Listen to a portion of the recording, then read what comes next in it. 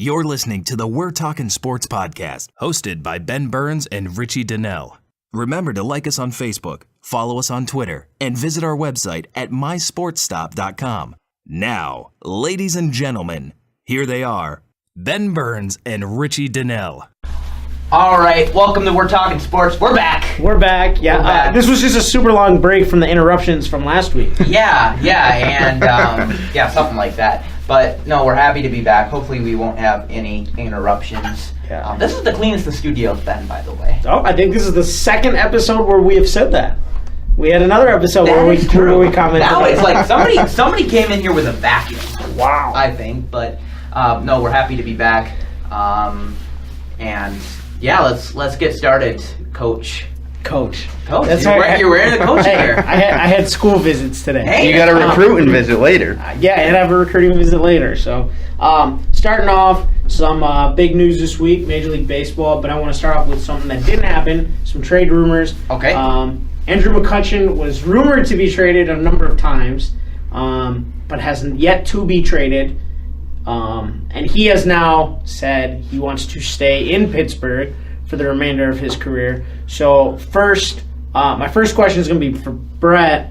Does Andrew McCutchen get traded? If so, what type of return can Pittsburgh get? And what teams do you think would be a good fit for him? He will get traded. They've talked about it too much that he can say, I believe him that he wants to stay in Pittsburgh, but I think it just disrupts the clubhouse it's kind of like DeMarcus Cousins. Okay. He's that person that's going to be on the trade block every single year. And obviously, if the Nationals were willing to give up Giolito, Dunning, and Lopez for Adam Eaton, right, McCutchen should be able to get a top 100 prospects type of return. I don't really know if any team besides the White Sox is able to give that return right now, and they have no need for the White Sox. Right. Or no need for the Brewers, McCutchen. who have the best farm system right now, but I mean, it's not as if the Brewers are going to want to spend that money either. No, they won't. And those are two teams that, yes, they have loaded up on prospects, hoping they all pan out, have no need to go after a 29, I think he's 29, year-old superstar that is coming off a down year. It wouldn't surprise me if Braun's a guy that's moved maybe in the next couple months as well to add to that. But I would say for McCutchen, I could see him going to a place like the Mets. Okay. Pittsburgh loves young pitching, and maybe they can swing a trade for Harvey or DeGrom. Or for McCutchen. Or Syndergaard, right. Mott, I think Syndergaard's probably the most untouchable of the three. And DeGrom, I think Harvey's now like the third, maybe even fourth wheel. Okay. Of that, I'd say they try to keep Matz, DeGrom, and Syndergaard. And Harvey would be the one that they'd have to give away. But they'd also have to give something else with that, I think, for McCutchen, because Harvey's got to be close to 30. He's already coming off Tommy John. Yeah. He proved pretty ineffective last year. But McCutchen's he could end up in a place like the Mets. If Bryce Harper leaves the Nats in 2 years, he could end up down there. It wouldn't surprise me, but I think he'll get moved. It all depends on how the first couple months of the season goes on how much he's worth. So he'll be in July. Yeah, it'll be one of those blockbusters like it was for Cespedes a couple years back, or Adrian Gonzalez and Crawford and all them a couple years before that. So somebody to look for in the middle of the summer when Pittsburgh's right on the cusp of edge, whether they're going to make it or not. And there's that one team, say it be the Mets, who don't have a great offense, and decide Jay Bruce isn't going to be the answer. Yeah, that's true. Which leads me to my question for you, Ben. McCutchen, like I said, McCutchen said that he wants to stay in Pittsburgh. Is it, being a fan of the Mavericks, you've been lucky to have Dirk for the entirety of his career. Right. Is it almost overrated to put that pressure on somebody to stay in one spot for their entire career? Is it expected of superstars to embrace that? Or, I mean, is it just McCutchen just kind of saying the politically correct things? Well, I don't think McCutchen has been maybe like he hasn't had a Dirk Nowitzki career, and I think a guy like Dirk has been lucky to be on a team that is in the playoffs most years. Right. I think there's maybe 2 or 3 years now that Dirk has been on the Mavericks and they haven't made the playoffs. The Pirates haven't been that team. Another guy that was lucky enough to play his entire career on one team, Kobe Bryant. Yeah. Tim Duncan, another guy. Yeah. But, with McCutchen, it just hasn't been, he's, of course, had a very great career, but the Pirates haven't. So I wouldn't go kind of against McCutchen if he wanted to go to a team that has a shot at winning, the pennant or the World Series. Right. Gotcha. So another big-time closer signs another big-time deal. The second largest closer contract in history. Kenley Jansen gets 5 years, $80 million, and he turned down 2 offers that were worth more than that to stay in LA. I guess where did he end up going? He stayed with the Dodgers. Oh, okay. So the last couple of years, the Dodgers have been right there in terms of possible World Series contender, and just haven't been able to get over the hump. Is this a smart decision for him to stay? Is it are the Dodgers that good on paper, where they're kind of going to be that World Series contender team, or is this just going to be the Dodgers just coming up short and spending big money on another guy? If you're getting paid that much, you just go wherever it takes you. I would be interested to see what other offers he got, especially from which team. Nationals and the Marlins. The Nationals and the Marlins. Yeah, in that case, I would stay with the Dodgers. I think they have the best shot of those 3. So something that I had heard is because he got married this last weekend as well, and so a bunch of his former teammates were there, and one of them was Zach Greinke, and so he talked to Greinke about if the extra money was worth it to leave the team, and I don't know if Greinke told him it wasn't or not, but I think it kind of changed his thought process, and he decided that staying with Los Angeles was a better option.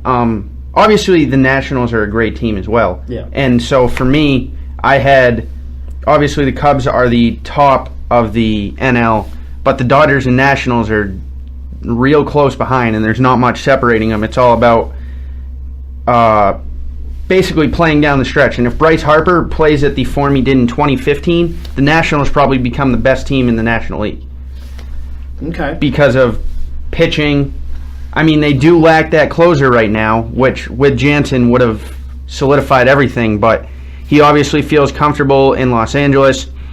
You have the best pitcher in baseball on your team, maybe the best closer in baseball, and a great group of veteran leaders who know how to get to the playoffs. They just haven't figured out how to win yet. Right. Yeah. And talking about, you just said that, talking about the best teams, Dexter Fowler jumped from the World Series winner to their biggest rival, being the St. Louis Cardinals, for $82 million.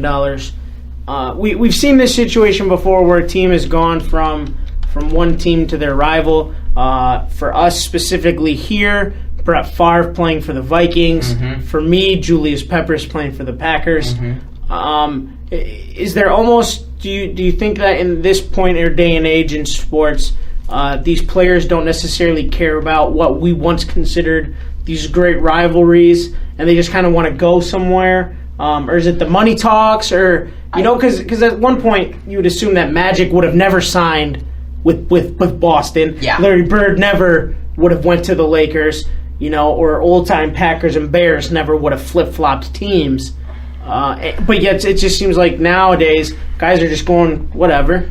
Well, I remember when LaDainian Tomlinson was a free agent, his 3 options were the Jets, where he ended up signing, the Vikings, and the Raiders. And once he signed with the Jets, he said, there was no chance I was ever going to the Raiders. I'm not playing for them, because they were rivals with the Chargers. Right. Also another one, Donald Driver, when he was going to be a free agent and the Packers were most likely not going to re-sign him, the Vikings stated that they were interested. Don Driver just retired instead. He had a chance to play another season. And Brian Urlacher did the same thing when the rumor started that the Vikings were interested in him as well. He just decided to retire. And I like that. I like team loyalty because, guys like Urlacher and Driver and LT, probably throughout their life, they're going to be involved with that team. Right. No, exactly. Somehow. So I think it's cool when they do that. I think for Fowler, I mean, obviously with the Cardinals and Cubs, just in the last 2 years, Lackey and Hayward both went from St. Louis to Chicago. And obviously now Fowler has gone to the Cardinals. But I think Fowler, he's not a guy he wasn't with Chicago that long. Right. He was with the Rockies. He then he's went kind to of the a guy Astros. who's been around a little bit too. Yeah, he's 30 years old. He was only with the Cubs for 2 years. Yes, he won a World Series with them, and he was a key part to that World Series victory. But he's not.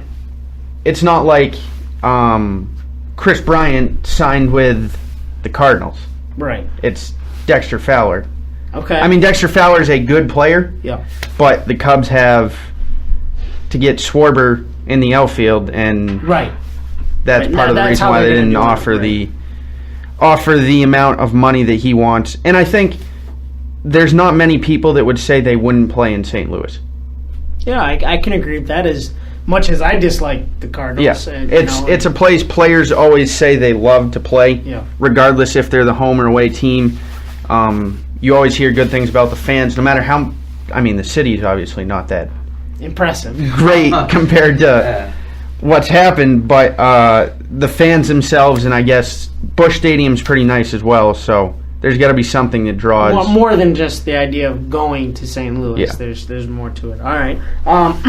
So NBA season is kind of underway. We're getting close to those big time Christmas games. Yeah. Saw the first commercial last night advertising Christmas games. Yep. But early this season, we've seen, especially in the Eastern Conference, we've seen a lot of parity. Is there any team that kind of sticks out to you that says, okay, this is, we're going to start to see a little bit of separation? These teams could potentially be teams that are hot right now that break away from the pack to kind of create that, okay, these are the 8 teams, or is it going to be all the way down to the last game, you think, of the season where the Eastern Conference is just going to be super tough?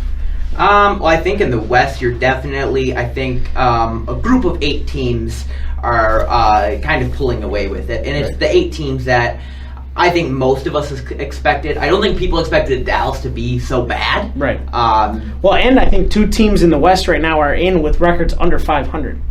Right. And one of them is the Lakers. Yeah. I think the Lakers are right on the cusp. They're on the outs. They're like the first 2 team out. Yeah. So, and then the East, I think there are still some teams still in it.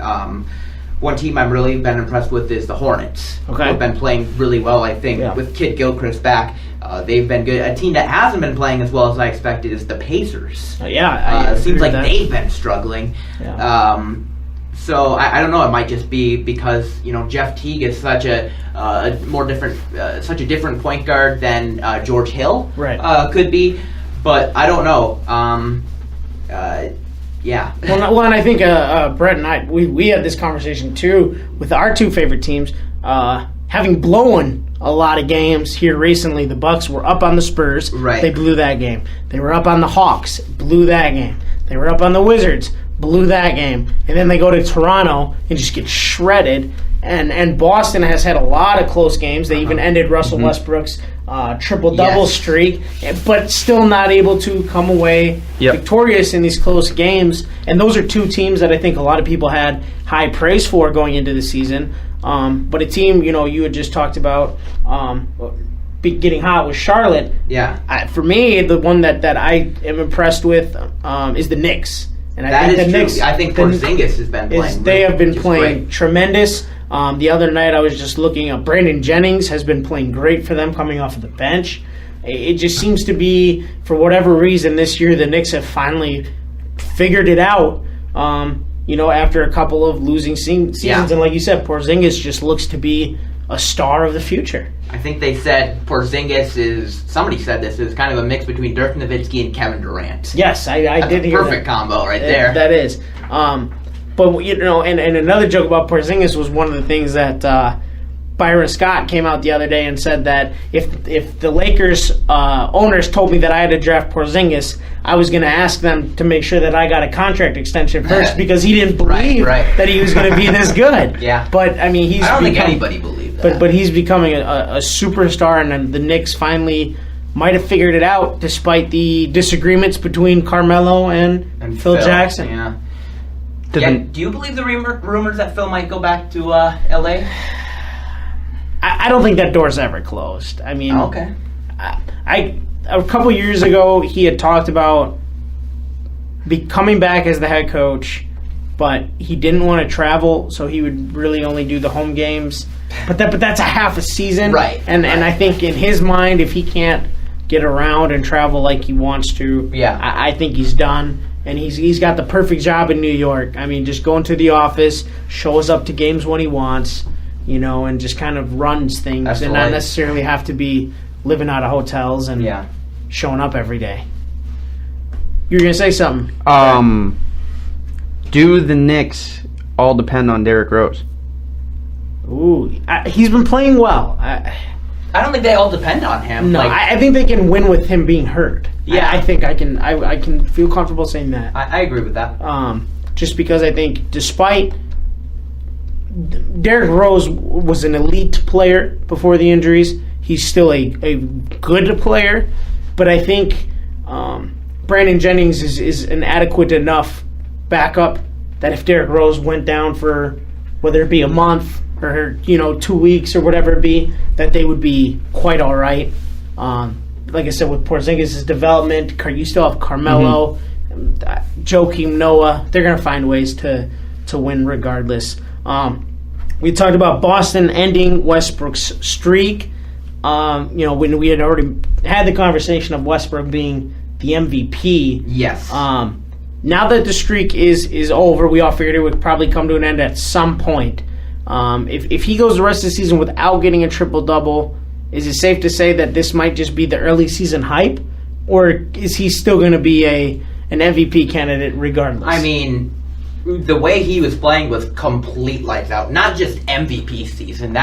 He was on his way of having one of the greatest seasons of all time. Ever. To say that he's not playing as good as he was before. Right. That's crazy. That's ridiculous. I mean, yeah, he is definitely still the MVP right now, unless he has a total meltdown. Yeah. I think the award is his. Okay. Same thoughts? If you look at the game versus Boston, it wasn't really... I mean, yes, he didn't get there. Well, he's still a double-double. He didn't get there in assists because they shot like 41% as a team. The Thunder did. And the Celtics shot like 4. It was a bad shooting game all the way around. And in the fourth quarter, with the last 5 minutes to go, he decided, I need to score. Yeah. And so he went to the hole like the last 5 possessions. He didn't pass the ball. Yeah.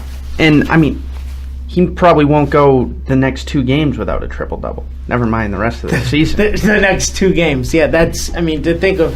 it's just 2 games in between triple-doubles is crazy. They got Portland today.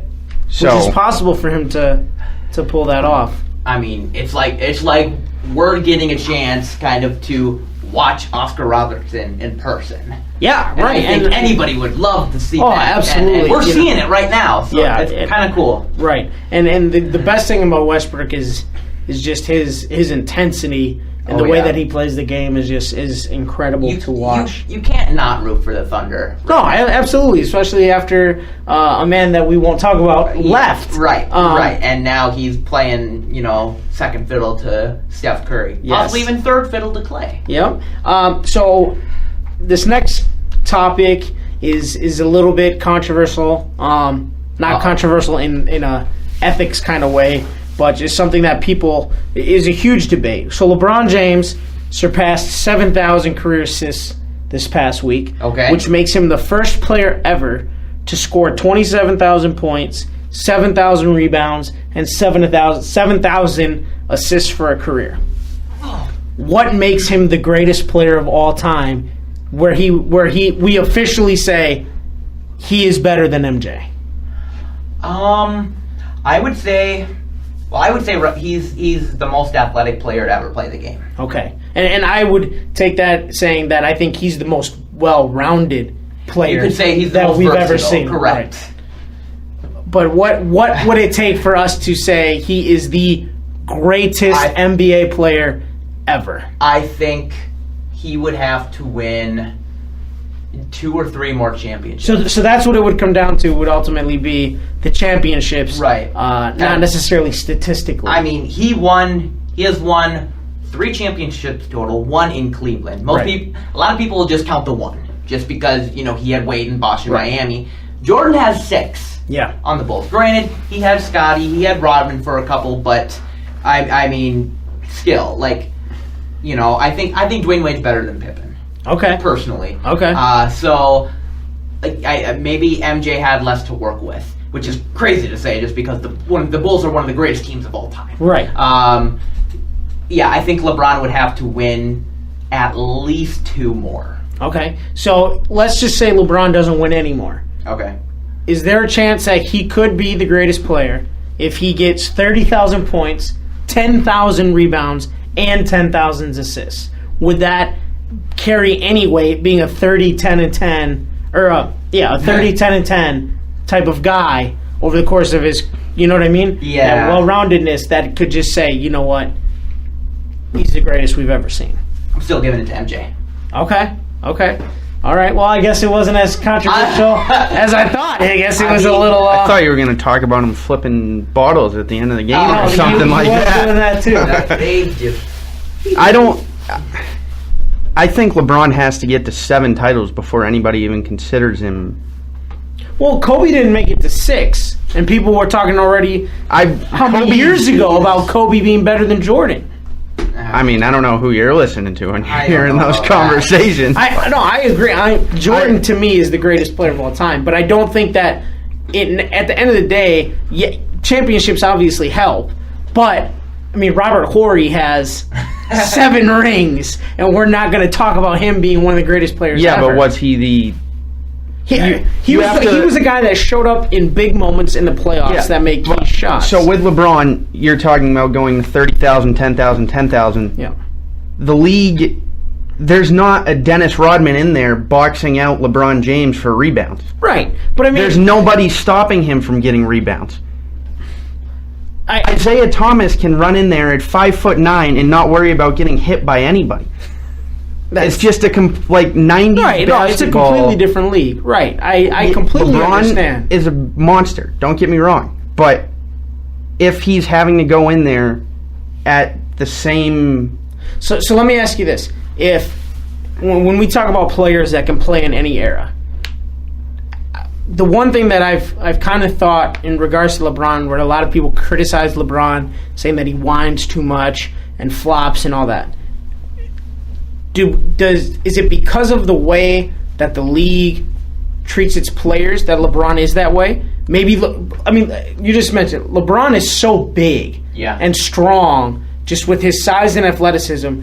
If I were to hit LeBron across his arms, nobody would ever notice. Mm-hmm. You know what I mean? To the point where if he goes up for a layup and gets hit across the arms, that he has to somewhat flop to get that call because he's so big and strong that a foul on any other player, it might not be noticeable on LeBron because of how big and fast he moves. That we just wouldn't be able to see it. That if LeBron did play in the 90s, that with his same skill set that we have today, that he would be able to compete against the guys like Dennis Rodman that you're talking about, those hustle players, and still be able to do something similar to what he's done. I think he'd compete. I just don't think... How many games has LeBron missed in his career due to injury? Not many, if any at all. And that's the thing. I don't think he would be able to. But that was like MJ. I mean, how many games did MJ truly miss because he retired 3 times? Yeah, that had nothing to do with injury. Still won 6 titles, and is still the greatest player. Right, but it had nothing to do with injury. You know what I mean? No, but he plays a different. LeBron is not a great shooter. Right. He goes to the hole, and that's how he gets a lot of his points, I think. And he's going to be considered second greatest player of all time Unless at worst. he wins 5 rings. At worst. Or 4 rings. And he might be considered greatest without winning another one. It all depends on if they get to the finals for the next 3 years and say Durant stays with Golden State and they lose to Golden State 3 years in a row, are people going to hold that against him for maybe playing against the greatest a semblance of talent for our generation? Right. Yeah, I don't know. I mean, Ben, what are... I think another thing to point out is Michael Jordan was 6-0 in the finals. Yeah. LeBron's 4-4. Right. So Right. Yeah. It might come down to, who can perform in the big spots. Yeah. And you can say even in, LeBron's second championship, he can give that one to Ray Allen. Right. For When they beat the Spurs. Right. Yeah. So it's hard to say. I mean, I think, who was it? Somebody had a top 5 list on ESPN recently, or I think it was Charles Barkley. Okay. He didn't even have LeBron in his top 5. Ooh, that's... So, Sir Charles is a very interesting person. Yeah. So I don't know. A lot of people are going to say, even Oscar Robertson might be number 2 behind Michael Jordan. A lot of people are, going to put Magic there or Wilt. It depends. I think I would put LeBron in my probably top 2 with MJ. Yeah. Sorry about that, guys. Cell phone is going off. So, moving on to NCAA football, a lot of firing and hiring has been going on over the last couple of weeks. Some big-time names that we definitely thought would end up getting jobs. Some big names that we definitely thought were going to get fired. So just to go through the list here, Matt Rule was hired at Baylor, which was kind of out of left field. Nobody, I think, anticipated that one. Purdue hired Jeff Brom, the brother of the former Brian Brom. Brian Brom, the former Packers quarterback, and Brian Brom is going with him to become his offensive coordinator at Purdue. And he's 31 years old. So, I mean, who would have thought? Yeah, I mean, he's done pretty good so far with Western Kentucky. So, yeah, I think that was a very good hire. Completely agree. Sean Elliott went to Georgia State, which they're mid-major. I think the one that shocked everybody was Houston promoting their offensive coordinator, Major Applewhite, to head coach, with Les Miles and Lane Kiffin both being linked to those jobs. Yeah, I guess they just wanted to keep it in-house. I mean, hard not to pull the trigger on Les Miles, though. Yeah, no, I completely agree. Oregon hired Willie Taggart. I was surprised with that one. Okay. Taggart really hasn't had great records until this year. This year. Right. So, kind of a question mark there. Taggart is kind of the program guy, so to speak. Right. He goes somewhere and stays a while to right. get it fixed and moves on. Florida Atlantic has made it official that Lane Kiffin will be the man. He has already apparently today made comments that he is going to hire some Florida high school head coaches to be his assistants. Interesting. Him being a West Coast guy, being from all his time at USC, I'm guessing he needs help, obviously with recruiting to be able to get these kids, and that's probably the best way for him to get it done. Right. Nevada hired Jay Norvell from Arizona State. Cincinnati, Luke Fickell. So now all the coaches that were with Urban Meyer when they won their last national championship are gone. So Urban Meyer looking to replace another coordinator. Charlie Strong has gotten hired. South Florida. Replaced Taggart at South Florida. To me, that's a good hire. I completely agree. He needed to go to a smaller system, And- like Louisville before. Right. I think he's better in that situation. Yeah. Texas was too big. Yeah, I completely agree. Too much pressure. And Western Kentucky apparently, reportedly, has hired Mike Sanford to be their head coach. Mm-hmm. And I don't know much about Mike Sanford. The other guys I do a little bit. As a Notre Dame guy, is that a good hire? I mean, you can't argue with the offense that Notre Dame has put up over the last really since 2012, even when Everett Golson was just out there to manage the game. It's definitely going to be heavily reliant on quarterback play, which is something they've always done fairly well on. I don't think it'll change that much there. Okay. I mean, they're already a high-scoring. Well, and you just mentioned Notre Dame quarterbacks. Deshaun Kaiser has officially declared for the NFL draft. So what does that mean for Notre Dame? Brandon Wimbush. Wimbush. He only played I think he played 3 plays last year, and one of them was a 60-yard touchdown run. Run. Nothing Yeah. Run. Yeah, it wasn't even a pass. Was he the lead blocker? But a lot of people say that he is a combination of another Notre Dame quarterback that's leaving this year, Malik Zaire, and Kaiser, and puts the best of both together. He has the strongest arm out of the 3. I guess from everything that everybody says, he's maybe the best leader as well. He had to deal with this in high school. He didn't play his first 2 years. Okay. He was benched behind some other kid, and then he came out and he was all state, all regional, things like that. And I think he'll be a perfectly fine fill-in. I don't know how much the offense will change. I think Brian Kelly's kind of set in the way he does, and the offense wasn't the problem this year. The defense was, but supposedly they're looking at the guy from Wake Mike Forest. Elko. Yep. I don't really know how that's I don't know. People are saying it's a home run. I don't really see it. Well, Wake Forest was made big impressions on that side of the ball this year, and finally being able to win and compete in the ACC, I think that was their bread and butter. So, I mean, that kind of comes to name. But more importantly, I guess between the both of you, what does Deshaun Kaiser offer at the next level?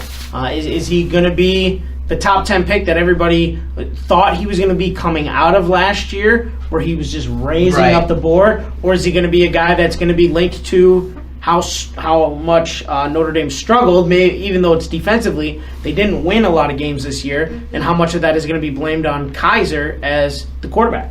Well, I'm still not sold on him. Okay. I mean, my focus mostly has been on Deshaun Watson, right? Just because I think he's a clear-cut top 5, top 3 pick. I completely agree. I think we're gonna kind of see during the combine and maybe the pro days of how far Kaiser drops or rises. What I think really is gonna be interesting in the combine is those interviews, because no, it's fine, it's nothing. They want to see if this guy is a leader, right? If this guy can lead a team to a championship, and I don't know if that's the case. I see him going either in the second round, or if somebody's really desperate for a quarterback, first round. So do you think? So to finish your opinion, do you think Kaiser's that guy who can be 1 week or one day you see him at, projected at maybe number 11, and then the next day you see him projected at 25, he's and then you see him at 13. He's going to be this year's Paxton Lynch. I think. So he's going to be all over the place, right, and kind of just settle in there. Brett, I mean, you've watched him the most, probably of the 3 of us. Is he going to stay up? Is he going to go down? Is he going to be in the middle? From everything that I've read, it says that he could go number 2 to the Niners if the Niners stay there. Apparently, Chip Kelly and the Niners organization like what he offers for tools. Chip Kelly. Well, and let me ask you this: is he last year he ran a little bit more, I thought. And this year they tried to keep him healthy. Right. Is he an adequate runner that would be able to kind of fit that mold? And I think that's part of the reason why they lost more games this year, is that they tried to stick him back there to throw the ball 40 times a game. Okay. And he can do that. It's just he still hasn't gone through enough decision-making process where he does make a dumb decision every now and then. I still think Watson should get drafted higher. Okay. I think Kaiser's probably second behind Watson. I don't think Trubisky and Mahomes and the one other guy from Miami. Oh, Brad Kaya. Yeah, Kaya. I don't think they're better than Kaiser. Okay. But I don't think Kaiser's ready to be a starting quarterback in the NFL. But he waited till Monday because that's when he got his grade from the NFL, and obviously he got a decent grade because he said that would determine whether he would go or not. So let me ask you this. A couple of years ago, obviously he didn't have the type of season because Cam Newton won the Heisman Trophy, but these guys are kind of similar in terms of build. Kaiser's a bigger guy, maybe not quite the 6'6", 250 that Newton is, but being able to run, being able to throw, is that kind of the future that he's had at the early stages of Cam Newton versus maybe what we've seen with him last year, just being the MVP, and maybe Kaiser could be what Cam Newton was when he first got into the league? Yeah, I mean, I'd say he's... So, obviously, Dak Prescott's he's similar to Dak Prescott, I would say, but maybe he can probably throw the long ball a little better. Okay. Because he had to throw to Will Fuller, who might have been the fastest guy in the nation last year in college football. This year he had Equiminius St. Brown, a little different target, more of not Megatron, but that type of receiver. And I think with the Niners, you don't really have anybody. And so if that's where he ends up, he's going to have to be sort of not Cam Newton, but I think more Russell Wilson. A little dual threat guy. Yeah, and he's going to have to be able to create those opportunities, and he could end up just a bigger version of Russell Wilson. Okay. So our last topic on college football before we move on, the rumors have already started. Jim Harbaugh is the guy that they want in L.A., for the Rams. Yeah. Is Jim Harbaugh going to leave Michigan before they ever win, whether it even be a Big Ten East championship? They haven't even won their side of the division yet, and the rumors are that he's going back to the NFL. He hasn't said anything, but obviously I think he's the guy that everybody wants to talk about. Yeah. Does Jim Harbaugh leave? I don't think he goes anywhere. I think he had this freshman class was one of the best recruiting classes in the nation. Yep. So I think he's going to see those guys out. Okay. I think to see just what kind of he created in Michigan. And, I mean, they did have a very good team this year. So, I mean, certainly in his first couple years in Michigan overall, I would say it has been a success. Okay. Even though they haven't won the Big Ten. So I think he's gonna keep playing or coaching at Michigan. Brett? Yeah, I mean, the only reason I could see him leaving is he wants a chance to prove himself once again on that level, because he's not going to make more money in the NFL. Right. Well, and not only that, but everywhere he's gone, he's won. So I mean, the real list to me. I mean, if you leave, the only reason you leave is to give yourself another challenge. Yeah. And I heard the more likely of the two college options would be David Shaw. Okay, keep him in a guy who's from kind of that area. Yeah, because they said he's turned down a bunch of opportunities in the past to interview for whether it be NFL or other college jobs. I think partly because of the area. Yeah. And so Los Angeles isn't that far. I don't know why you'd want to take the Rams job. Well, not only that. I mean, just to kind of make a comparison here.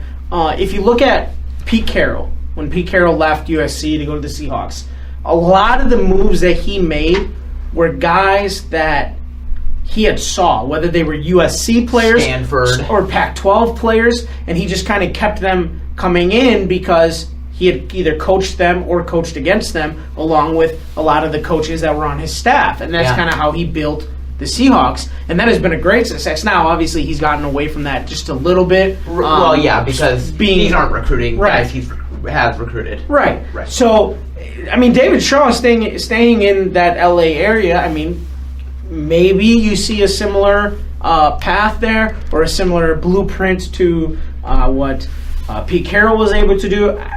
That would be an interesting move. David Shaw jumping from Stanford to the NFL. I think that's a little bit different than, Bill O'Brien went to Penn State, who wasn't necessarily that good, but Bill O'Brien had been the offensive coordinator for the Patriots, just needed that head coaching experience. And Harbaugh was, at Stanford, but he was an NFL quarterback. And Pete Carroll was an NFL coach, went to college, just went back. David Shaw just kind of seems to be that guy who's always been working his way up in the college ranks. to make that jump, I think somebody's really got to believe in what he does. I mean, it just... I think he's gonna jump to the NFL eventually. Eventually, okay. I mean, he's doing fine at Stanford, but right. Yep. You know, I mean, he's losing his Heisman candidate running back, so maybe he's gonna jump ship. That could be it. Maybe he ends up even taking Christian McCaffrey at some point. That'd be interesting. So we're gonna take a quick break, real quick. All right, sounds good. And we'll be right back. Okay, we're back. We are back.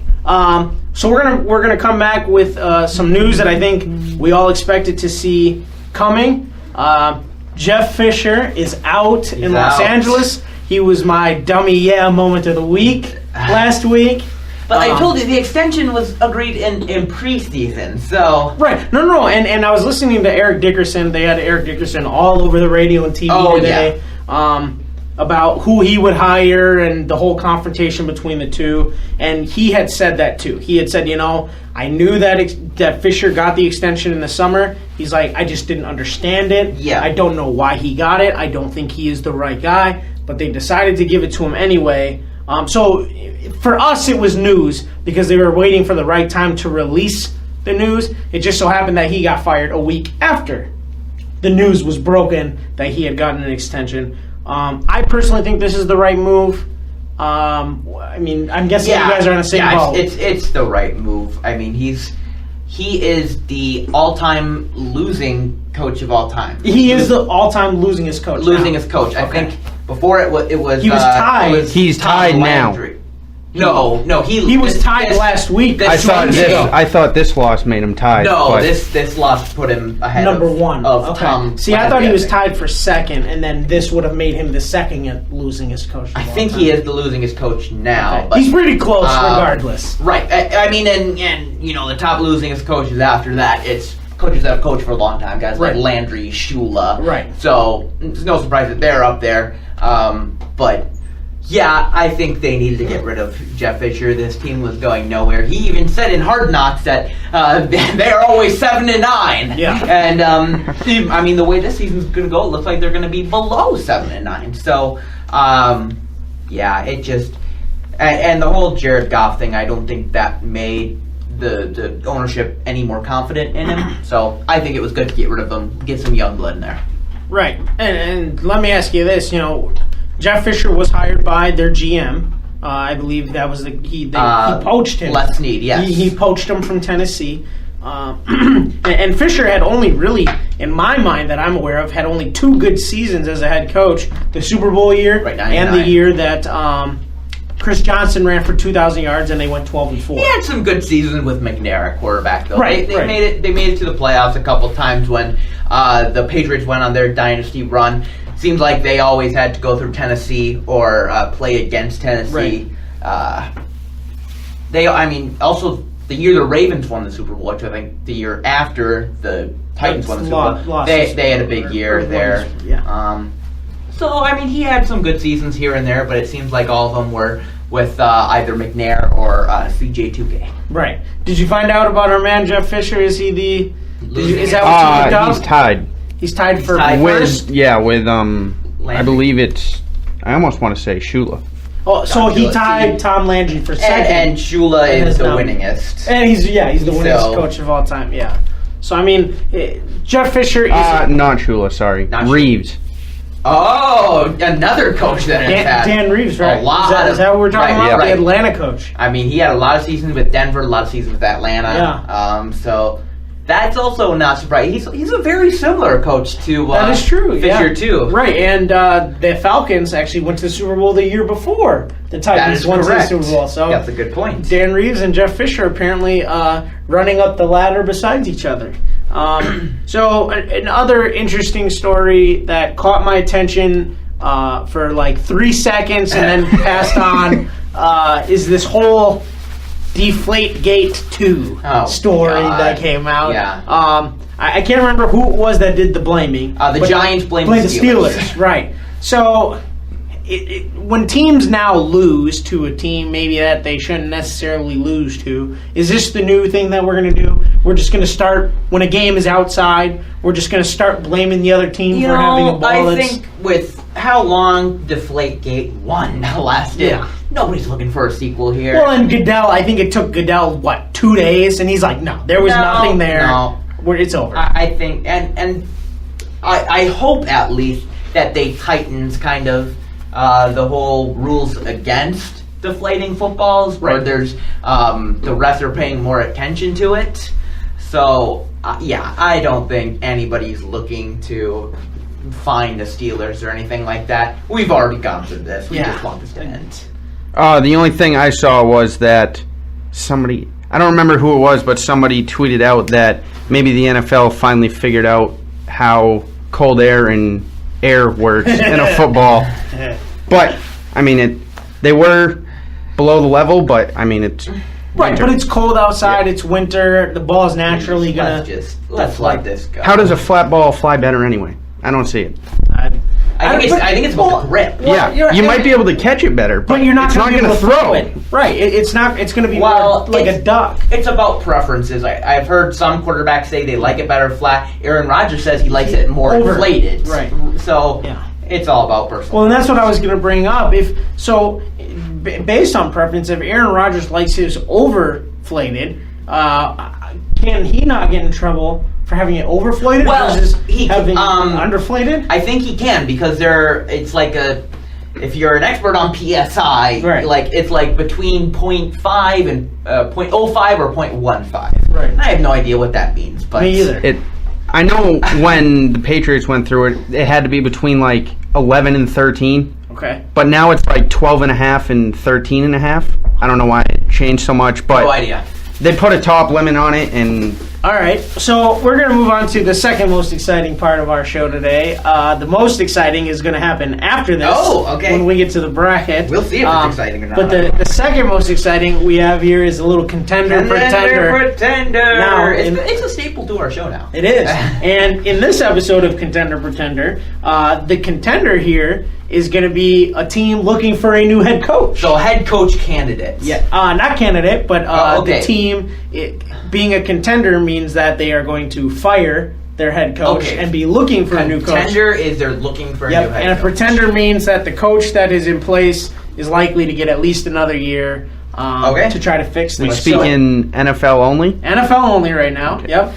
So starting off, we will start with Cleveland and first-year head coach for them, Hugh Jackson. Oh, for sure, pretender. They're going to give Hugh Jackson's a good coach. I completely I'm going to agree. say that right away. And they're, I think they've learned from the past with guys like Chudzinski. Yeah, and he went to 8-8 or 7-9 or something like that. He didn't have a bad season. He just had a kind of average season. But I think they've learned to kind of give this patience. Right. And Hugh Jackson is a coach you should be patient with. So I'm going to say pretender. Pretender as well. Yeah, I hope. You're right. Yeah. If the Browns are still firing people after a season, then there's no hope under that ownership. What did I tell you? They got to hire me, and this would all just be taken care of. Apparently, everybody needs to hire you, is what you told me yesterday. I'm just saying. My resume, I'm putting it out there. All right. The Buffalo Bills and Rex Ryan. Contender. I think he's gone. Okay. Will he get fired during or after? I'm gonna say once they're eliminated from the playoff. Okay, because I saw that there was a rumor as soon as yesterday that he could have been fired. I think as soon as they are eliminated from playoff contention, he's contender. He's fired. He's fired. Okay. I'm gonna say pretender. Ooh. I mean, I know they're 6-7, but what do they really expect in Buffalo? Well, now I'm with Ben on this one, and the only reason why is because now you've been, but for the past couple of years, everybody's like, okay, this is Buffalo's breakout year. They're not going to catch the Patriots, but they can fight for a wild card. You are now below Miami, who was abysmal. Tannehill's playing the best football of his career. Right, but Miami over the last 2 years was just not good. Yeah. And now Miami is fighting for a playoff spot and has surpassed you as the number 2 team in that division. And Rex has been there. Is this his third year? It's his third year here. Yeah, and it just... Well, and what was I going to say? I think the moment they fired Greg Roman, you knew that something was wrong with this team, and they weren't going to the playoffs. Right, so. and they fired Greg Roman after scoring 38 points. Yeah. Mm-hmm. So, our next one, Cincinnati, Marvin Lewis, the veteran. Contender, but I'm going to say it again, I don't think he's going to get fired. I think they might do a parting of ways, and maybe he gets some kind of spot in the front office. Okay. They're going to force him to retire. I gotcha. Thing. It's probably the most up in the air one that you could have, because I mean they've stuck with him for so long through losing every playoff game that he's ever coached in, and everybody always gets hurt. And I don't know why. That's this year. I mean, AJ Green's only been hurt the last couple of games. But Tyler Eifert missed how many games? Yeah, hurt the year? I'm gonna go pretender. Oh, I think Brett on the swerve today. I think Cincinnati will let him have one more go, make the playoffs, lose another playoff game, and then he'll be out. And then he's out. Maybe wait till Hugh Jackson's available. I'm gonna say contender because I think they're going to pull the St. Louis Rams move, and they're going to try to poach Hugh Jackson from the Cleveland Browns. No, I don't think the Rams poached Jeff Fisher. Did he get fired? They did the parting of ways thing. Okay. I think he might have even took a year off. Or I think that they will trade for Hugh Jackson, similar to what we saw with Herm Edwards or John Gruden. Todd Bowles in the New York Jets. I'm going to say pretender. I think Todd Bowles is a really good coach. I think re-signing Fitzpatrick was just a horrendous idea. Yeah. And now they have, I haven't seen how Bryce Petty has. Are they going to be starting Bryce Petty for the rest of the year, or are they sticking with Fitzpatrick? That would be Petty started the last 2 games, I believe, and he didn't look very good last week. Okay. Well, no, I thought the last Monday night against the Colts, they benched Fitzpatrick. Petty started on Sunday. They did. I want to see how Hackenberg plays. Yeah. Because I thought when they drafted Hackenberg, I thought he was going to be the guy of the future. I thought so too. Yep. But apparently Petty's ahead of him in the backup or in the quarterback scheme. The race. Right. Yeah. I don't know what you depth chart. That's the word. I'm going to say contender if they can get Josh McDaniels. I think that would be somebody they would try to hire based on the success that he has had against them. And the quarterback whisperer. And because somebody had wrote an article about how Jimmy Garoppolo will probably end up in Cleveland, which it wouldn't really surprise me, but that if Garoppolo is traded, that McDaniels will also make his next step, as he's not going to have a chance to groom Brissett to show what he can do before Brady retires, really. So, well, let me ask you this. And obviously McDaniels has done a lot for the Patriots. Yep. And you talk about the if here. I think with a lot of these teams, there's that if with Josh McDaniels kind of being the guy or the offensive guy, probably the top offensive guy available. Cleveland, if they do get Garoppolo, the Bears, if they decide to part ways with he John could be Fox. somebody I also see going to Cincinnati if. For Andy Dalton, I think they're going to keep both. I think they're going to fire Chan Gailey, though, as offensive coordinator.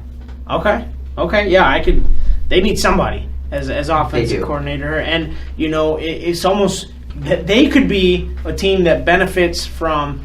With Green Bay, we always see guys become the offensive coordinator, but that it's Mike McCarthy running the show. He's running the show.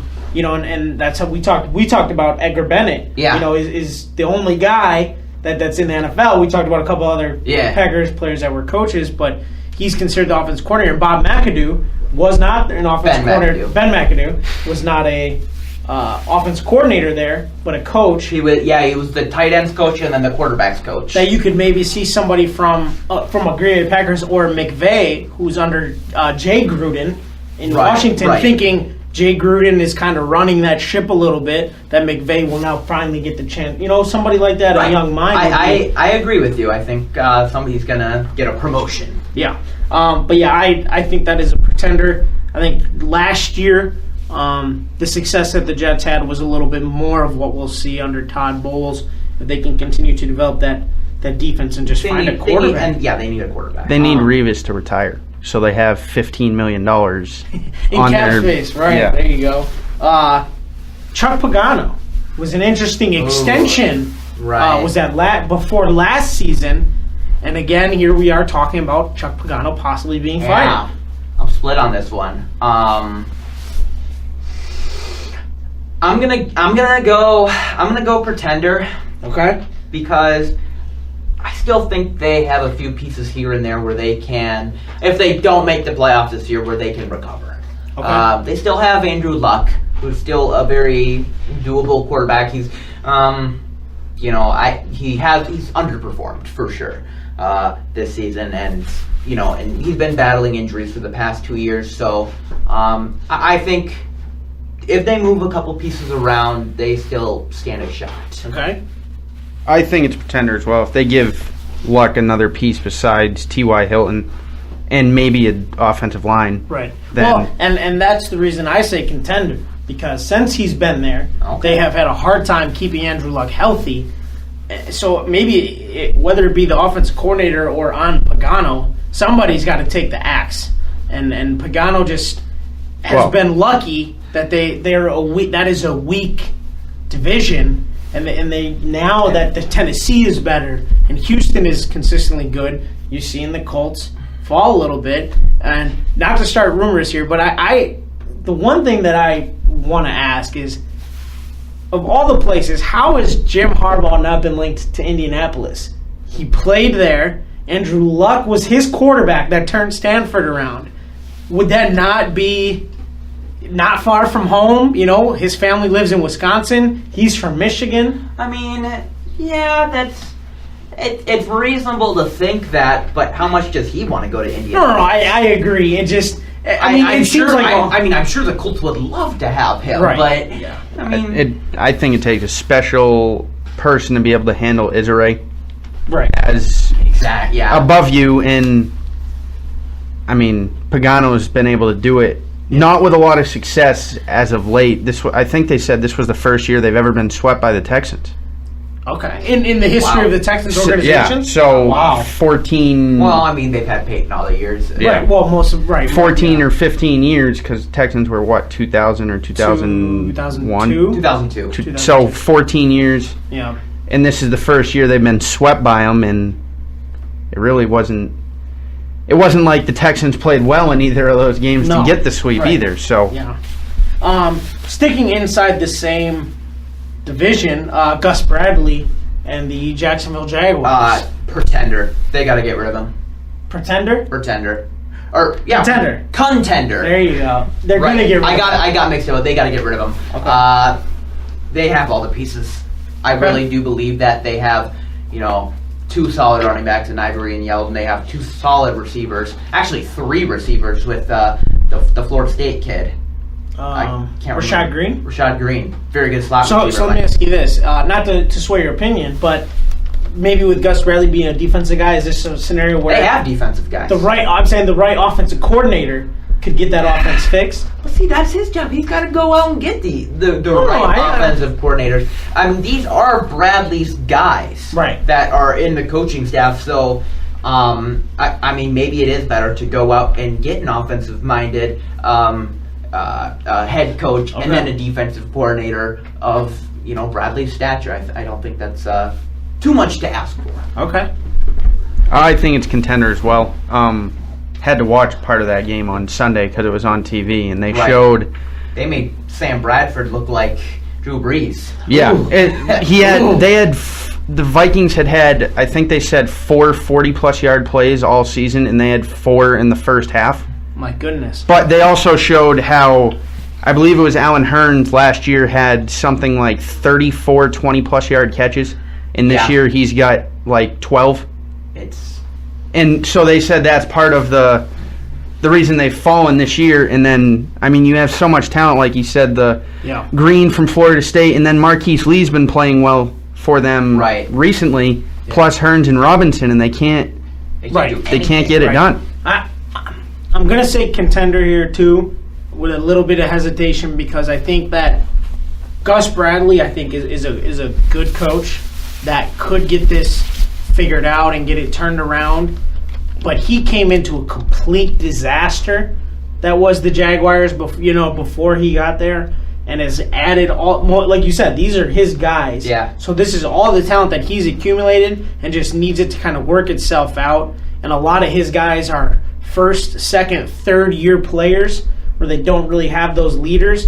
I think if they can add an offensive coordinator and sign some free agents, they'll be all right. But the Jaguars have always had issues going out and getting free agents because people just don't want to go there. So I think it is a contender for that reason. And I also think Blake Bortles is talented enough to be a Pro Bowl quarterback. Yeah. He's just... Yeah, he showed it last year. He should be a Pro Bowl quarterback. Not as in Pro Bowl as in everybody gets out and he, like Tyrod Taylor gets in. Ben. Let's not Quick question. Is Tyrod Taylor still not the answer? Hang on, let me check. Oh, no, he's not. Okay. All right. The San Diego Chargers, Mike McCoy, they've seemed to be improved this year, but another guy who's kind of on that fence. Yeah. You wouldn't be surprised either way. I'm going to say contender. Granted, the West is probably the toughest division right now. And, they're probably number 4. I think they are number 4 right now in the standings, but yeah, I don't know. I mean, of how many years? It's been 4 years now he's on the team, and they've made it once in the playoffs. So I don't think they've made the playoffs under him. No, they have. I think the first year they did. Okay. And now that they have Wisenhunt back as offensive coordinator, I think they thought that things would work out better for them. Right. Because Wisenhunt was the offensive coordinator when they made the playoffs, and it just hasn't been that great. Gates is getting older. Philip Rivers is up in age now. And the thing, I was going to bring up how different would this season be had Philip Rivers not been like the worst fourth quarter quarterback ever this year. I mean, they have been without Keenan Allen the entire year. Yeah. They need somebody else in there. Okay. I think maybe just clean house. Okay. Clean house, get rid of the GM and the coach.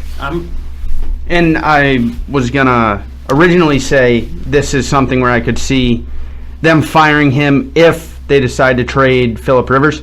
Ooh, okay. Which I don't know if they will. Yeah, there's been rumors, but I think Chicago was one of the places. Because you're wasting Philip Rivers' right. talent. Exactly. They did make the playoffs that first year. They were 9-7, but they won a playoff game versus Cincinnati because everybody beat Cincinnati. And then they lost to Denver by 7. Okay. The following week. So they were competitive. They've just gone downhill ever since. Well, and this year they've kind of come back a little bit. They were 9-7 that year. Because I think the last 2 years he was 4-12 last year, and then this year they're 5-8. I will say whatever he's done with that run game. Whenever we do the end of the season talks with awards and stuff like that, Melvin Gordon might be the most improved player in the NFL. And they've done it without Danny Woodhead and Brandon Oliver. And that offensive line still is not considered an elite group of guys at all. They don't have a good line at all. That, he's been kind of that guy, McCoy being, that's just kind of made do with what he's got, tried to rebuild and still be competitive. But I still think it's a contender because he's that guy that gets you to that point where the next coach comes in and wins with McCoy's guys. I'd be curious to see if they just fire him and upgrade Wisenhunt. Yeah.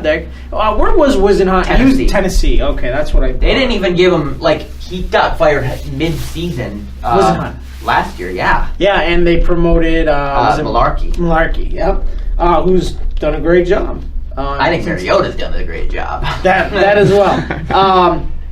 John Fox in Chicago. I'm going to say pretender. If I were making the decision to be pretender, really because I want to see the Chicago Bears without Cutler, what they can do without him, and Hoyer's not the answer. Right. I don't think Matt Barkley's the answer. No, he's not. I don't know. I think they're definitely going to draft a quarterback this year, or maybe trade for guys like Rivers. I want to see what John Fox's coaching staff can do with them. The epitome of Jay Cutler being gone, the cancer, so to speak. That's a bit of a stretch. He's not a cancer. And I'm not saying I'm a Jay Cutler fan or anything. Right. I would like to see them without Cutler. Okay. I'd say pretender as well. I think he's done a lot of things well this year. Right. Leonard Floyd looks good. Well, and I will say, I'm with you guys with the pretender. They're 3-9, but they should have won that game me and you were talking about a couple weeks ago where they dropped 94 passes in the fourth quarter. I thought they should have beat Detroit too. Well, and they had the Giants on the ropes. They were up. Was that 14 was that the or one whatever, where they dropped the blew ball? it. No, that was and then the guy dropped it in the end zone. Yeah, like 3 times. But I mean, they're competitive in every game. Yeah, they're making do with a JV roster because everybody's hurt. Again, they are having a rookie running back lead their team. Well, and I mean, granted, we say rookie running back. I'm not saying Jordan Howard's pretty good. Jordan Howard could be one of those next guys that becomes an elite running back. He's very good. And to me, Ryan Pace, the only mistake that he's made, whether it be free agency or in the draft, has been Kevin White. I mean, every other guy that he has signed or drafted has been able to come in and play and help and be productive in keeping these games close compared to 49-7 at halftime against Green Bay with Mark Trestman as the head coach. I want to ask Josh Sitton how it feels to be on a losing team. Oh, take your shots. Moving on, the New Orleans Saints and Sean Payton. I'm going. Ooh, that's tough. Actually, at the beginning of the season, I would have said, or even a couple weeks ago, I would have said pretender. But I'm going to say contender now because I think they're only going to get rid of him once Breeze is gone. I think the Peyton Breeze regime is going to stay there. You got to keep Drew. How long is Breeze signed for yet? Sign another extension? I think he's going to be a Saint for life. Right. So whenever I think he's going to retire before his contract's up, but I think they want to keep Drew Brees happy, and obviously he's very close to Sean Payton, so they're just going to keep that there, and I think, pretender as well. I just don't. I mean, I know they've struggled this year, but I don't see them. Who are you going to get that's a better coach than him? Right. And the reason I say pretender is similar to yours. I think they're going to keep the Peyton Breeze connection. The only way he gets fired is if was it Carmichael, the guy that was under Peyton forever. I don't know if he's still there or not. I don't know. But the guy, he was the offensive coordinator, I think quarterbacks coach that was under Peyton, working with Drew Brees. If he's the head coach, I think that's the only way they fire. Got to keep Drew happy. Right, and that's the whole idea. It was kind of like when Sherman got fired from the Packers, they hired McCarthy, who was one of Favre's quarterback coaches. Okay. Got to keep Brett happy. Right, and I think the same thing, and I think it'll also, that whenever that discussion happens, whether it be now or whenever, that Aaron Rodgers is going to be a big part of that decision with McCarthy. Oh, absolutely, and I don't think that time's coming anytime soon. Right, with the way they've been playing to end the year. And with the rumors of Trent Baalke being out in San Francisco, is Chip Kelly done after 1 year?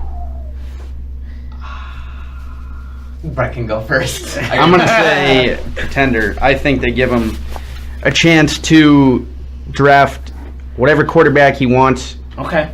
They're going to be top 5 at worst. Well, likely top 3. And I don't think he'll never become a coach that wins 11 or 12 games every year, but I think he can get them to the playoffs. Okay. Yeah, I'm going to say he gets more than 1 year, only because it's his first year. If we were in any other year, whether it be year 2, 3, 4, I would say contender. I'm going to say pretender for the fact, like you said, right now he does not have his guys in there. He doesn't have his quarterback. I mean, it's that roster was an absolute wreck from all the retirements after Harbaugh left. that he's pretty much trying to remake this organization. So I think they'll give him at least another year to year and a half, maybe be a mid-season firing in that year 3 if they don't get it turned around. I mean, I want to say contender, but I think it's going to be highly dependent on whoever the GM is, because remember when Chip Kelly, when he got his guys in Philly, it just became more and more of a train wreck. Mm-hmm. His first season they looked good, but then once he started having more and more control, they just got worse. Could the same thing happen in San Francisco? Maybe. It just depends on what the GM, the new GM and owner decide. But I'm going to go most likely pretender. So, I didn't have Jim Caldwell in here because Detroit's obviously doing very, very stick well. Around for sure. But a question for you guys is, I was just thinking, you talking about maybe the 49ers could get worse. Is if you guys remember that year, is this Cleveland Browns team worse than the 0-16 Detroit Lions? Ooh. Well, both of them had terrible quarterbacks and not a starting quarterback. Right, because they had Orlovsky and Culpepper. I think Kitna started the season for them. Oh. Culpepper. John Kitna. Orlovsky was there most of the time. Right. And now for Cleveland, it's been RG3, McCown, Kessler, and Hogan. Yeah. Man, I'm going to say, I still think, but the Detroit had Megatron. They did. Granted, he was a rookie. Yeah. But he was definitely the best part of that team. I'm going to say Detroit was worse. Ooh, okay. Because I think Cleveland has a little bit of defense with Joe Hayden. A little bit? A little bit. Just Joe Hayden. Tremont Williams isn't terrible. I'm trying to think who else they have. That's about it. That is about. And the only reason you know Tremont is there is because he went there from. And Danny Shelton's an all right nose tackle. Okay. Yeah, I think for the reason of Joe Hayden, I'm going to say Detroit was worse. All right, Brett. I'll say Detroit's worse because Metro Pryor. What's his name? It's forget it. I don't know what I was gonna say. I remember going to that game where Green Bay beat Detroit. I was scared out of my mind. And I think that Detroit was relatively competitive in some games, to the fact that I think that this year's Cleveland team, I think Detroit could be this year's Cleveland team. I think, who was it? Sean McDonald just had the receiver had 150 receiving yards. Calvin Johnson probably had his best game that year. It was, I'm like, they better not lose this game. I mean, and it was close. I mean, it was close until the end. Green Bay to lose this game. Yeah, I would take Detroit. But now we're going to get to the most exciting part to end our show today. So, are we just doing the first round, or are we doing all of it? It depends what you guys want. Let's see how it goes. Okay. But now that we have Brett here, which we're very happy about, we have 3 people, so we can do brackets now. Yes. If it was me and Brett, we'd have, or if it was just me and Richie, we'd have a lot of ties. So when you go back home, we're gonna have to figure something out how to get you. Well, because that's what I was. If we don't finish it today, unless we do it some other time this week, maybe we'll do it all today. We'll see. But we're gonna do a lot of brackets, a lot of different ideas, maybe some really out there ideas, but this one's a pretty simple one. Okay. Who is the greatest coach of all time, of all sports? Not just football, not just basketball, all sports. Yeah. So let's get started. There's 4 sections and 8 seeds in each section. So let's start with section 1. The 1 seed, John Wooden, versus the 8 seed, Gino Auriemma. Oh, that's actually a lot closer than you would think. Gino Auriemma, the greatest, I think, women's basketball coach of all time. You think so? Okay, UConn has been on a roll pretty much. Pretty much since Diana Taurasi has been there. And John Wooden, of course. Right. UConn broke all of UCLA's records, but with just being in that era, kind of ahead of the game, so to speak, a lot of what we see today has to do with John Wooden. I got to go with John Wooden. Yeah, I'm going to go John Wooden, too. Just an amazing coach. Probably one of the most motivational coaches, too. And even just, you see so many of his players go on to do great things, not only in basketball, but like in professional. I remember we watched a video in one of our classes, him showing a lot of them are lawyers and doctors and stuff, but this guy perfected the art of coaching. Yeah, I'm going to give it to Wooden. No argument? No argument there. Wooden. John Wooden moves on. Now the 4 seed, Bill Belichick. Ooh. He is a 4 seed, so versus 5 seed. I don't know if you know who this is. Okay, is this the hockey coach? No, Eddie Robinson. Yes, he was a college football from coach. Grambling State. Yes, he was. He's been a coach for well over 50 years. Yeah, he's the all-time winningest college football head coach. Yep. The only guy that has more wins than Joe Pa. So, who are you going with? Bill Belichick. No question.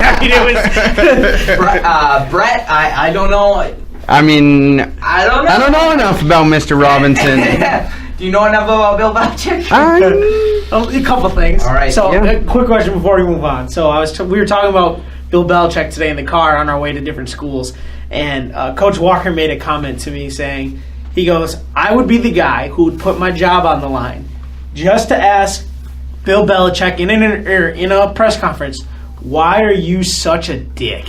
He's like, I would probably get fired. He's like, but just to ask him that question because his personality is so bad that he's like, I just want to ask him that one question. Yeah, I wouldn't ask him that. No way I would ask him that. His response would be, we're on to Cincinnati. All right, so no argument here. The 2 seeds, Red Auerbach. Ooh. Great coach for the Celtics. Yeah. Another Brett guy. Yeah. Brett's on a roll today. For, I believe, the winningest coach in MLB history, Joe McCarthy. I don't know much about McCarthy. Coach for the Yankees, that's all you need to know. Yeah. Well, in the Yankees, I'm guessing Boston, when he coached rivalry. Ooh. I do know quite a bit about Red Auerbach, and he's arguably the greatest NBA coach of all time. I don't know much about McCarthy, but guessing that he was a while ago because Joe Torre was there forever. McCarthy is from 1926 to 1950. Okay, so the Babe Ruths, the Yogis. He coached for the Cubs, the Yankees, and the Red Sox. The 3 most iconic franchises of all time, probably. How many wins does he have as a manager? 7 World Series. Ooh, he is. That just made things interesting. So for baseball, this is pretty astounding. He's 800 games over 500. Yeah. He's got 2,125 wins. All I'm going to say is I love Red Auerbach, and he's probably one of the pioneers of NBA history. But that's impressive. Yeah, he's got the most wins, the highest winning percentage of all time. I got to take this guy. I do. Brett, the man. I'm going to go with him as well. The 7 seed takes out the 2 seed. Wow, and you take a Yankees guy over he coached for the Red Sox for a couple years. Auerbach did a lot for the Celtics, but if you have the highest winning percentage in your sport and you coached over 3,000 games... Well, not only that, but you said 800 games over 500. Yeah, he's 21-25 over, and he has 13-33 in losses. Oh, that's incredible. All right, so...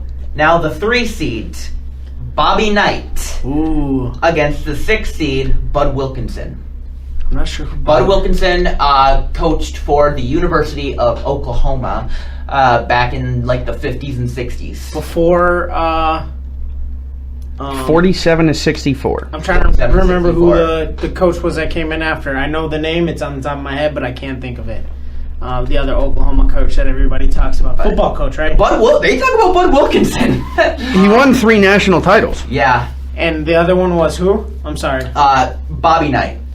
See, I'm right now, I'm going to go with Bobby Knight for this reason, and this reason only. Bud Wilkinson tried his hand about a decade after he coached Oklahoma, went to coach for the Cardinals. Absolute disaster. Yeah, and failed miserably. The reason I'm going with Bobby Knight is because Bobby Knight is such a great coach that he, in turn, developed Coach K, a player who became arguably the greatest coach of all time. So I'm going to go also Bobby on Knight. this list. Right, and so I'm going Bobby Knight for that reason.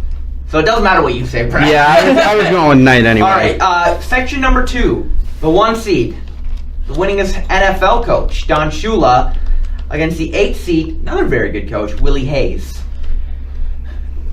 If you can coach your team to an undefeated season, the only undefeated season in the history of your sport, I can't go against that. He was in. Okay, being devil's advocate here, it was impressive. But he was in between eras. He was in between the Green Bay Packers of the 60s and the Steelers of the 70s. Undefeated is undefeated. I mean, the Patriots. Patriots team had arguably, on paper, the best team. I'm just saying, but I'm going to go with Shula as well. So, Brett. Shula's. Wow. Yeah. I'm just thinking. Shula's a 1 seed. There's a lot of guys in between him and Belichick that I'm trying to think. Well, this was not my choice. Yeah. Number 4. Ooh, this is a tough one. Number 4 seed Pat Summitt against the number 5 seed Chuck Noll. Oh, I'm going to throw mine out there as Summit. Pat Summitt. Yep. Can somebody do Chuck Noll for me? Chuck Noll won 4 Super Bowls. You can't ask a football guy this one. Tough. Tied for most Super Bowls of any head coach. He's from Cleveland. You got to give him some credit. Probably was one of the best drafting head coaches of all time. Drafted guys like Terry Bradshaw, Lynn Swann, Stallworth, Lambert, So he was a 4-time Super Bowl champion and a 2-time NFL champion. Oof. From 54-55. So before that's what it says. I didn't know he coached that long. Or that might have been as a player. But he's been around a long time.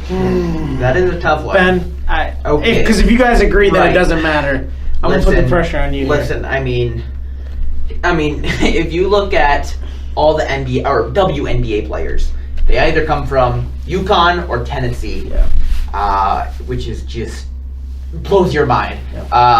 Man, I gotta go Pat Summitt. Okay, so I wanted Richie to. doesn't have to got answer. out of it. I got out of it. Brett got out of the last one. Okay, here's your hockey guy. Oh, jeez. The number 2 seed, Scotty Bowman. No idea who that is. You might have to look him up, Brett, and tell what he's done, because last time I checked, he had a pretty impressive record. Scott Bowman is currently with the Blackhawks. Oh, he's coaching right now. Well, he is. I don't think he's a coach. I think he's in a GM position or something like that. But anyways, he is playing against a 7 seed, Bill Walsh. Where is the innovator of the West Coast offense. Yeah. So he won 1,248 games, lost 574, and lost in overtime or tied 314. How many championships? 9 Stanley Cup championships, 28 playoff appearances between 67 and 2002, where he finished with Detroit. Oh. I mean, that's a lot of years. 40 years. I'm going to say it right away. I'm going to go Bill Walsh. Yeah. Sorry.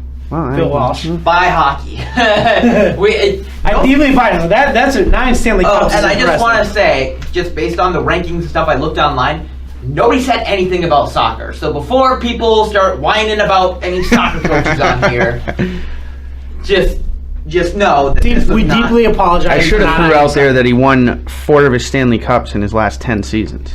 That would have.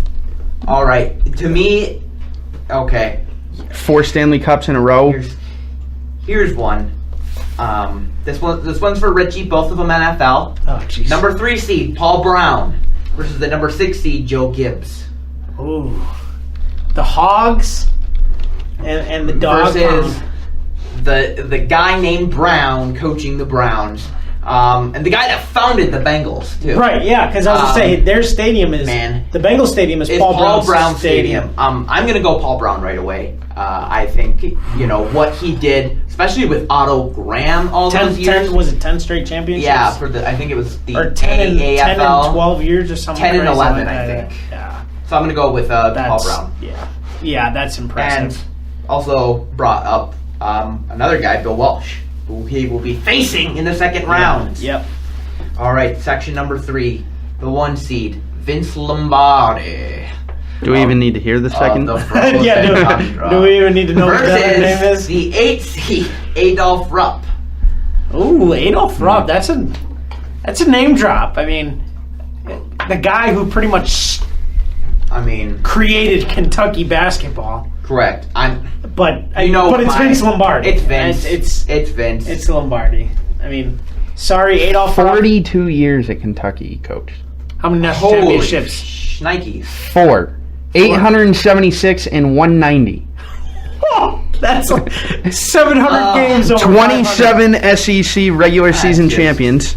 13-time SEC tournament champions. That's ridiculous. But only 4 national championships? Yeah. 48. Well, I mean, John Wooden was coaching. Still coaching. All right. The number 4 seed, George Halas. All right. So Richie might be biased on this one, but he's got a tough competitor. The number 5 seed, Connie Mack, who, in my opinion, is the greatest baseball coach of all time. I can't keep biasy out of this one. I'm sorry. So you're going George Halas. George Halas. I mean, the guy, he founded the Chicago Bears, and he's one of the greatest NFL coaches of all time. Winningest. He was a coach, player coach. Man, the NFC Championship trophy is named after him. I think he was. I believe. I might be completely wrong. I believe he was the only person who faced both Lambeau and Lombardi. And he also saved the Green Bay Packers organization. And I think the Packers saved the Bears a couple times too. If I'm not, I believe that's true. But hey, I do know that you can't have the Bears without the Packers. You can't have the Packers without the Bears. Right. Yeah, because I remember Lombardi and Halas were just. Brett, what's Connie Mack's stat line? 5 World Series. Only 5? I thought he had. Well, he only 5. Well, I mean, he coached back in the beginning of the 1900s, late 1800s. When everybody was. He won 5 World Series. He was under 500 as a manager. Oh, but he coached 8,000 games. Okay, if he was under 5, I'm going George Halas. George Halas. I mean, he's got the most wins ever, but he's also got the most losses. Oh, well. But when you're coaching the Philadelphia Athletics for 50 years. Okay, the 7 seeds have been on a roll. This one's a doozy. I will tell you right now. The number 2 seed, Dean Smith, versus the number 7 seed. Rest in peace, Dean. Versus the number 7 seed, Greg Popovich. Oh, Ben!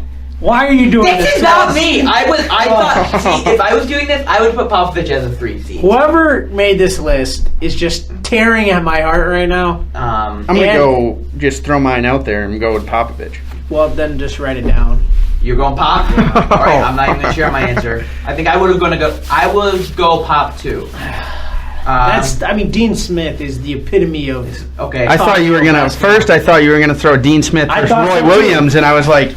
Oh, no! Not that Roy Williams is better, but little. This is a good one too. Number 3 seed Newt Rockne versus the number 6 seed Tom Landry. Can you look up Newt for me? Newt Rockne was probably the first. Now, if I remember correctly, Tom Landry was given the head coach of the Cowboys as an expansion team. Yep. And pretty much. Went from absolutely nothing to the best team in the league. Right. Okay, so in 10 years at Notre Dame, or in 12 years at Notre Dame, he won 5 national titles.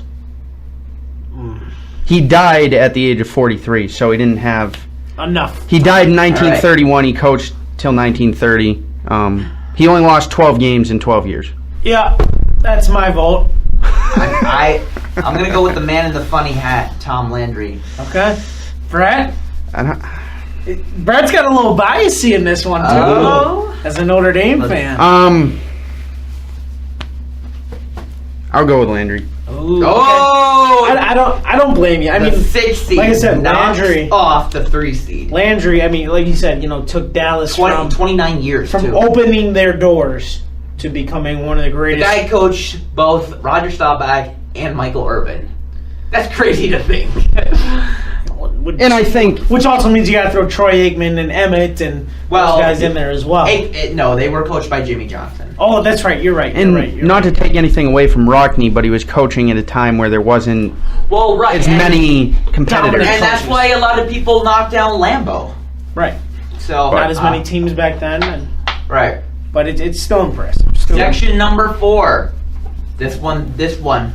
2 titans of college football. Number 1 seed, Bear Bryant, versus the number 8 seed, Joe Paterno. Paterno probably would have been a higher seed, but of course with all the scandal, I'm going to throw my name out there. All you got to do is tell me how many national championships Bear Bryant's won. I'm going Bear Bryant. And that'll determine 6. it. Yeah, Bear Bryant. 6. All right. Sorry, Brett, but your opinion doesn't matter. You might have to look up this one too, Brett. The number 4 seed, Casey Stengel. He was a Yankees coach. Yep. Versus number 5 seed, Pat Riley. Ooh. I think Pat Riley was a heck of a coach. I know this guy's stat line. I think I'm going to go Stengel. Stengel was an 8-time World Series winner. Yeah. And just barely over 500, but... And, now Pat Riley has 5 NBA? I think Pat Riley is diluted a little bit because of the Showtime. recent... Well, he ended a Showtime Lakers. Well, no, I think for the... Well, with Miami, right? Yeah, he coached the 06 team, though. But I just mean, like, you look at Pat Riley now, you don't think so much about about him as a coach. It's more of executive. Yeah. And I think that hurts. I mean, you try not to because it's supposed to be coach. Are you going with but Riley? I'm going with Stengel. Okay. Yeah, that's a clean sweep. Sorry, Pat Riley. Love you, but... I don't like him. Sorry, you don't like that Pat Riley guy? Okay, could all the 2 seeds be knocked out here? It's going to be a good one. Number 2 seed, the Zen Master, Phil Jackson. Do I even need to hear the second name? You do. The number 7 seed, Nick Saban. I'm going done. Saban. I'm done. I quit. You're going with Saban? I'm going quit. Saban. For the strict fact that... Phil Jackson had MJ? No, that... How do you put these two against each other? That Nick Saban, regardless of what anybody else does, wins national title. I will say this. Regardless, right now, you have the best coach against the best coach of their respective league, in my opinion. Phil Jackson is the greatest NBA coach. Okay. And Nick Saban is the greatest college football coach, to me. Whoever made these brackets, first of all, needs to just 11-time NBA champion. Wasn't that big of a football fan as you. No, but this matchup is just... No, I'm switching. Jackson. Phil? 11 NBA championships. I'm going to go on record and say this before I make my vote. Nick Saban, you are my favorite coach. You're the only reason that I follow Alabama football. But Phil Jackson got my vote. I'm not even going to say anything. I think I would have gone Phil because of the Miami Dolphins. What? Nick Saban went to the Dolphins? I failed gotcha. miserably? Yeah. Okay. Went 6-10 in his first I year. already know where I'm going on this one. Number 3 seed, Mike Krzyzewski versus the number 6 seed, John McGraw. McGraw. I'm not sure. I think he's another Yankees coach, to be honest. How do the Yankees get like 6 guys? Is Joe Torre on there too, or what? He's not. Okay. I think we're running out of matchups here. We're running out of Yankees coach. No, this is the last one. This is the first round. McGraw won 2,763 games, lost 1,948. Only won 3 World Series, so that's enough. Coach K. Yep. Okay. You got to win more than 3 World Series. Yeah, especially as the Yankees. Okay, do we want to do more? We're going to have to take a break if we do more, but... Yeah, I got time. All right, so we're going to take a break. We're going to break down... What? You got to go? Yeah. All right, so that is the end of the show, everybody. When we, on our next show, we'll get you through Skype. I know how to do it and stuff, so it's all good. We're going to break down the rest of them. We're in the Sweet 16 now. So it'll be interesting to find out who is the greatest coach of all time. Yeah. Be sure to go on mysports.com for more awesome articles. I know Brett just wrote a good one, so get on there. Thank you. Read them, have fun, and spread the word. Spread the word. Get some more fans to listen to us. That's right. So, yeah, have a great holiday. Yeah, happy holidays, guys.